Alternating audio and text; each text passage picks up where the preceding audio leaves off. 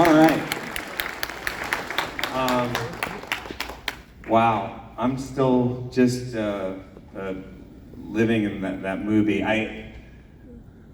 For that is an amazing movie. Yeah. Like, it's literally like one of the best movies ever made.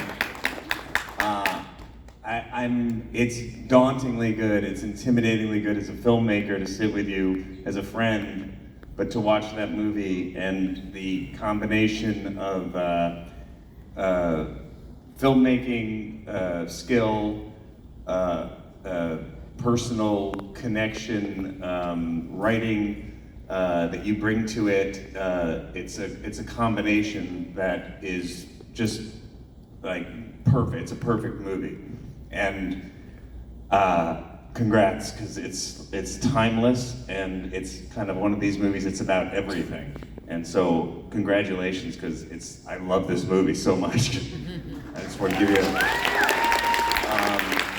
and it's not, it's not, I'm not like overdoing it, because it's just sitting here watching that movie, I feel like there's so many things I want to ask you about in terms of how you made it. Like, how did you do it? Where did where did it start? And when there's so many questions. So the first question I would ask is, how do you feel watching the movie? Well, first of all, I want to thank you for being here.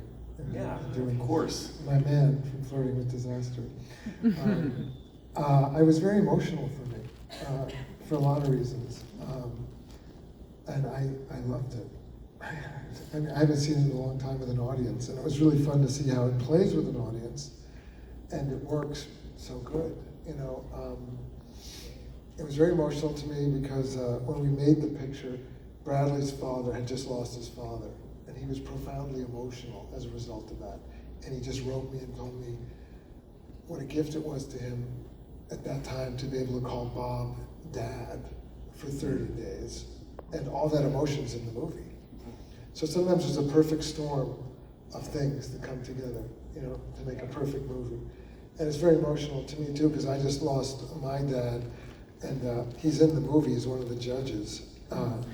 With my mom, and so I saw him up there giving the numbers, 4.5. So all that emotion was there, and it started from, I don't know, it's a long story, so I should let you ask questions.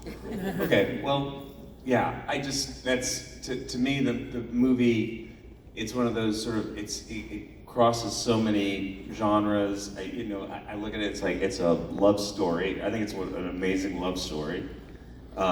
It's a movie about family. It's a movie about people dealing with human issues. It's about human. I feel like it's such a human movie. It's a movie about being a human being, in terms of like what we all deal with. Everybody's dealing with their different challenges. Different, and it's so funny because you're never ever trying to be funny in the movie, but it's incredibly funny because it's so real, and you're watching people deal with their own shit, right? Everybody's dealing with their own stuff, and how it intersects, and how we're blind to our own stuff, but are able to see each other's issues. I just love that it kind of crosses all of those genres, and ultimately you can see something of yourself in these characters, and I think that's one of the reasons why it works so well. So when you made it, like, what was the, how did you come up with, like, this? It was a book, right? How did you find it, and what was it that when you set out to make it, that you thought it would be, what you wanted to make? Well, everything works in God's time. Movies get made with the right people when they're meant to get made. I think that's what happens. So the book had been given to me by Sidney Pollack, the late great Sidney Pollack, of 3 Days of the Condor, of what was his biggest movie? Tootsie. Yeah. And yeah, one of our great filmmakers, The Firm, and a lot of movies. So he controlled the rights of the book, and he said to me he felt that I would be the right director to do it because he knew I had done comedy from our work together, and he knew that there were people in my family who faced challenges, not unlike the ones in the movie. So he said it would be a very tricky tone to not fall into being really soppy about the challenges yet to keep it as a comedy in some way. So I adapted the book by Matthew Quick, which is a very beautiful Philly book. He's a very Philly writer. And I adapted it before I made a movie called The Fighter.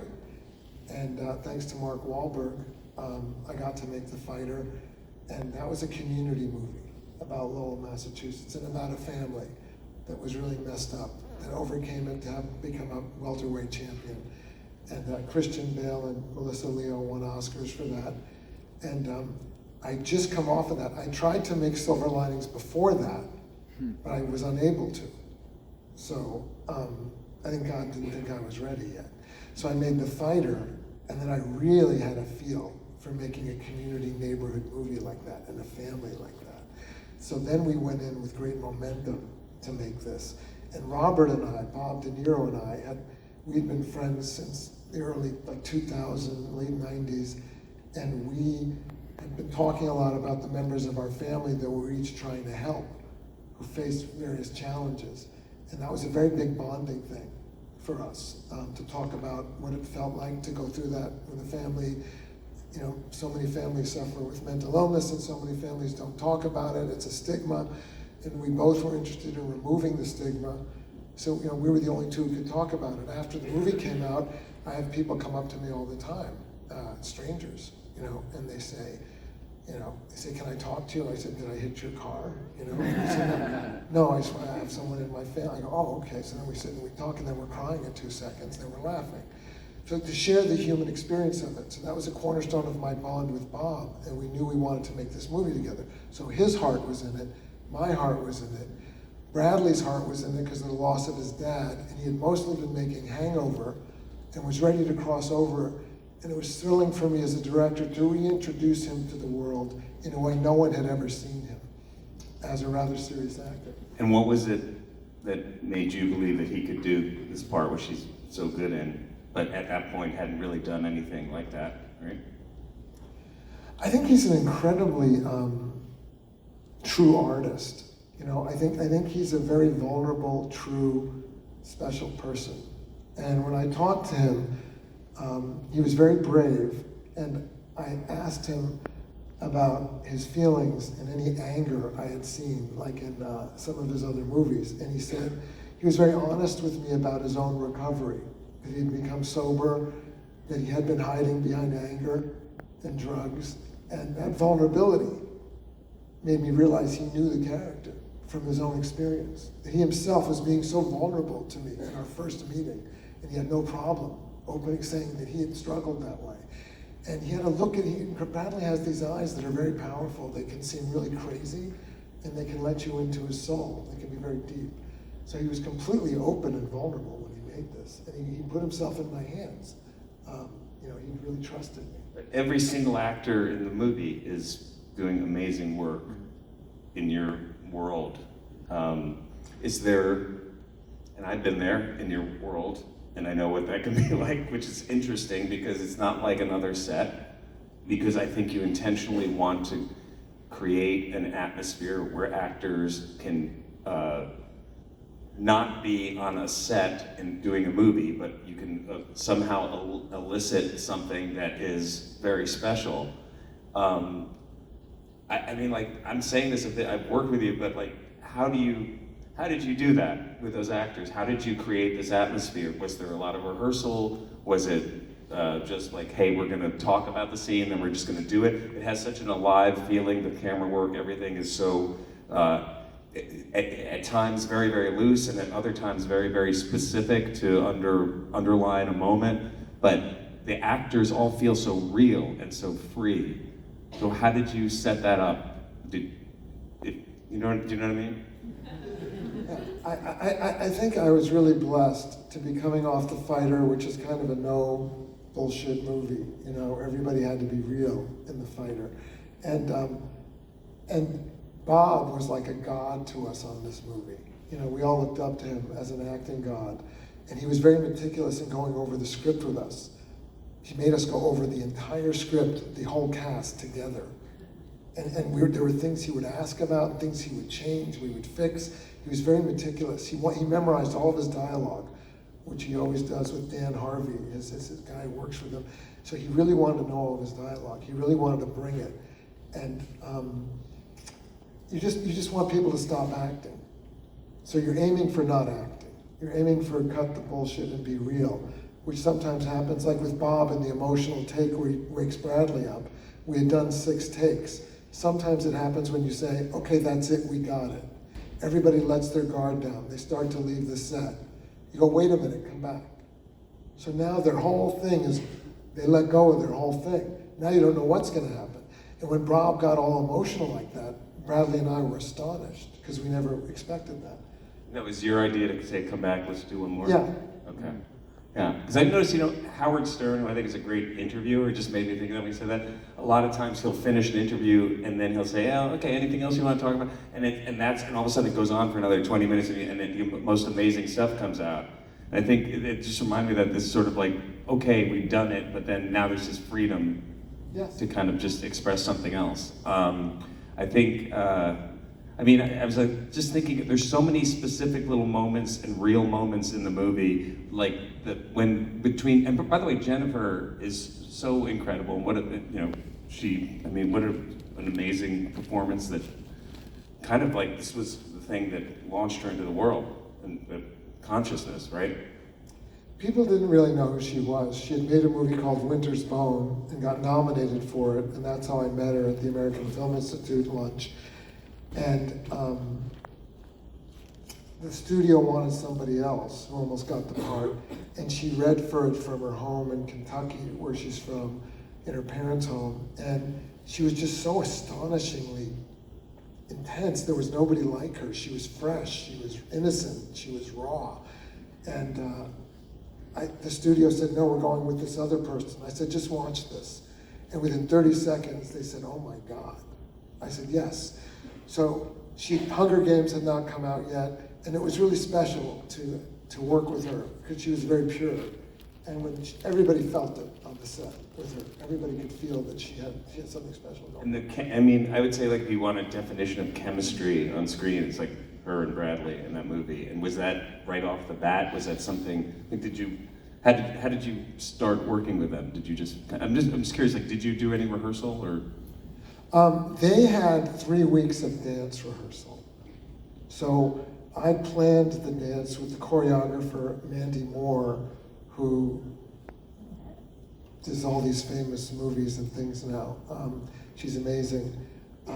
So they were getting to know each other by dancing. They got to be very intimate with each other by dancing. And we would also read together and hang out together and read with Robert and do scenes together. I'll never forget the day of the big explosion where it's Jennifer versus Bob with Bradley in the middle.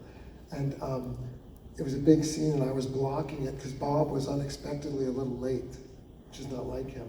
So I started to do the scene with everybody who was there. And Bob walked in and carrying the energy of the scene, yelled at me, which scared me. So I wet my pants, He said, hey, this is a serious scene. It's a 7-page scene, no joking around. I said, Jesus, Bob, I would never. I'm just blocking the scene. I was just blocking the scene. But he was already being in the energy. He was preparing himself to be that enraged, And that was like Raging Bull level, rage. I remember the kid who comes to the door and says, "Is this a bipolar episode?" When Bob went at that kid, the kid kept laughing with nervousness because Bob was so intense. The kid said to me, he said, "It's like being in Raging Bull," and we couldn't get it. It was late at night, and I said, "You have to stop laughing." And Bob said, "It's okay, I can make it work." And then he yells at me, he goes, "What are you laughing at?" And which is so perfect when a kid laughs at a grown-up losing it. Right? So.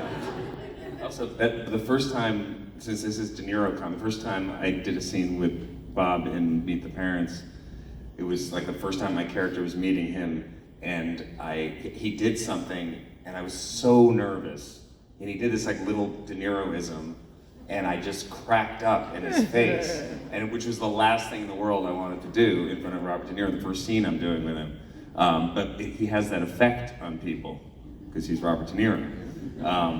But this is one of his great performances. I mean, he's so funny with the OCD and the way it's set up, where you're always questioning how much he loves his son and just needs his son to be in the right place so the Eagles can win. And I just think in that last scene with him, you know, when he says go and get her, you know, that's like it just breaks your heart. It's incredible. And you guys just and you really developed a friendship from before too, right? From the first movie, right? Who are you talking about, Bob? With Bob. No, Bob. This was my first movie with Bob. The first, yeah, okay. That's okay. Yeah. No, but we became friends for years, talking about other projects. Okay, so the first one. Then, like, what was that first meeting with him like on this, in terms of getting him to do it? We had been talking for years Okay. about wanting to make a movie that dealt with these issues. Right, but okay, so you had And he loved the fight. So you didn't have to. So you didn't, like, when he came and started interrogating the script. It was it wasn't like he was questioning doing it. It was like at first it was his process with it. No, he knew he wanted to do it. Okay. He really wanted to work with me, and the fighter sealed it. Okay. The success of the fighter, he hosted Right. an event for the fighter, and he gave which meant everything to us, that he approved of the fighter. Right. It said it was you want the truth. And so he said, okay, I trust myself in your hands. Right. We're going to do the truth about this mental health thing we've been talking about for years. Yeah, and that's what it feels like to me. That filmmaking is someone. It feels to me a confident filmmaker who has the trust of his actors. And everybody's in in the same thing together, and I love the confidence in this movie. I feel like it's. Everybody was confident. Yeah. We had Jackie Weaver, Robert De Niro, Bradley Cooper, and Jennifer Lawrence, and all four of them were nominated. Yeah. They were all extraordinary actors. Jackie Weaver does so much with so little. Every time the camera hits her, you feel and you believe her marriage with Bob. Yeah. It's so lived in, and also the late great Paulie Herman, who plays Randy, who was a good friend of Bob's and worked with him in a lot of films too. It's great. You know, and what I love about the movie too, and this is something I want to talk about because there's the love story, but there's also the family, right, which is such a core of this thing. And for me, you know, when I watched the movie the first time, I had my daughter Ella, who is here in the audience, who I was gonna maybe ask to come up if you want for a second, because Ella Stiller is here. Ella, when we watched this movie, had a very special experience watching this movie together. And for me, the thing about this movie is it is about emotion, and it's about family and connections. Hey Ella, how are you? Hi, good to see you. How are you? Amazing. Well, what I love about it is that it's like we have very, you know, we come from, obviously she's my daughter, but we have, you know, different tastes in movies, but this movie brings people together. It's like one of those movies that everybody connects with. And I was just curious when I, you know, knew I was going to talk to David, it's like to have your perspective on what it was that you connected with so much when you saw this movie, because tell me what you feel about this movie. Okay, well, not to insinuate that mental illness runs in our family, but it does. And I just remember watching it for the first time and falling in love with Jennifer Lawrence's character and feeling so seen, and in a way that I think a lot of young women don't in movies, and it's sort of like honest portrayal of a woman who's in pain and suffered loss and depression, but is so okay too, and is so full of life and funny and weird, but also in that way like normal. And I really appreciated it, and I come back to it often, feeling very seen, and it's very moving. And then the two of them having that bond through that is so beautiful to me. And then the other thing that is really, I find so special, is the relationship with the parents. And I think a lot of the time that we see mental illness portrayed in movies and stuff, it's, you know, it's like they don't get along with their parents, or coming from a rough family and have this like sort of horrible background or whatever, which is also very valid, and it's also something that, you know, we should watch movies. But to see this loving family, both of them, like Jennifer Lawrence, the Tiffany's family too, like watching them look at her out the window, and they're all sort of so involved, and there's so much love. And I think that's the really special thing for me, and that's something I relate to too. And I think you.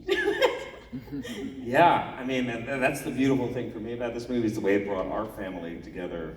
All of us, my son, my wife Christine, watching it together, it brings people together because there's so much love in the movie and humor, and it embraces what it is to be a human being, and what quote unquote mental illness is also part of being a human being.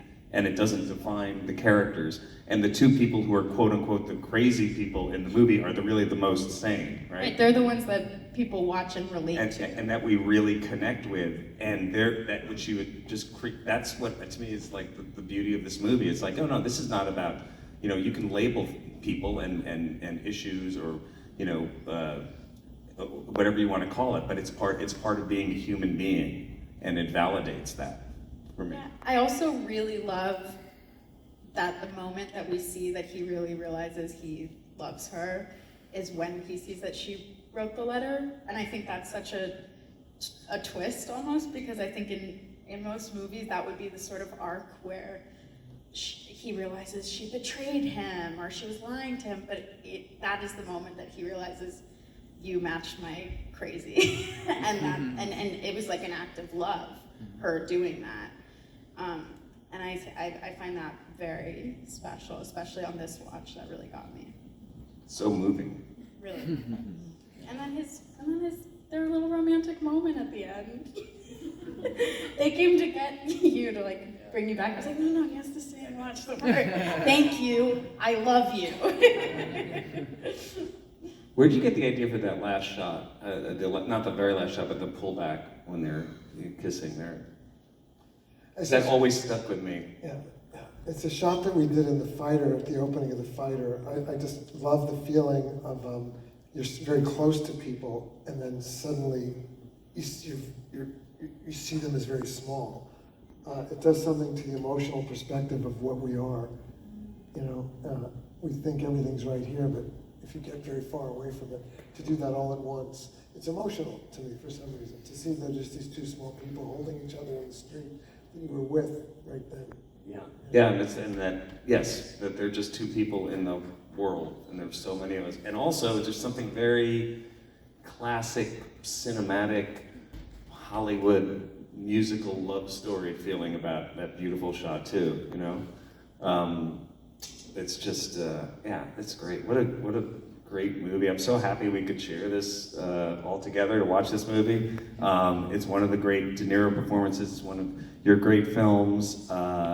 Everybody in it is so good. I mean, I could talk to you for 2 hours about how you wrote this thing, because the structure of the screenplay is so brilliant and so perfect in terms of the story it tells and the way it ties up all these threads, but yet feels incredibly not forced and natural. I mean, it's just great. It's just great. So, love you, David. Congrats. Thanks, everybody, for watching. Thanks for joining.